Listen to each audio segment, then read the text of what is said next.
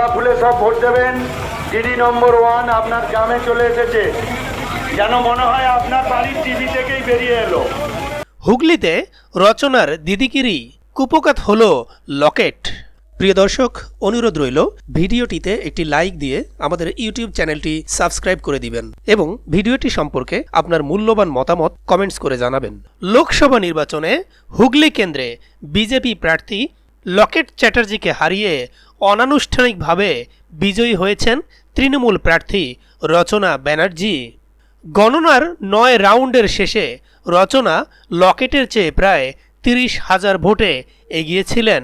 স্থানীয় গণমাধ্যম আনন্দবাজার বলেছে, শেষ পর্যন্ত রচনাকে জয়ী ঘোষণা করা হয়। শেষ পর্যন্ত লকেটের চেয়ে 52,000 বেশি ভোটে এগিয়েছিলেন রচনা।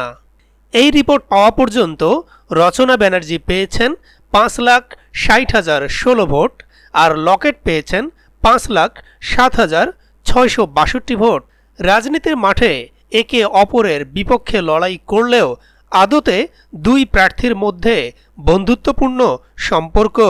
দুজনেই অভিনেত্রী, পেশার সূত্রেই দুজনের বন্ধুত্ব। প্রায় দীর্ঘ 17 বছরের বন্ধুত্ব রয়েছে লকেট এবং রচনার। রাজনীতির লড়াইয়ে নেমে একে অপরকে কখনো কটু কথায় আক্রমণ করেননি। বড় পর্দা থেকে ছোট পর্দা, বিনোদন জগতে রচনা দিদি নম্বর 1। রাজনীতির মঞ্চে নেমেছিলেন নিজের সতীর্থের বিরুদ্ধে লড়াই করতে। সেই যুদ্ধেও দিদি নম্বর 1 হলেন রচনা ব্যানার্জি।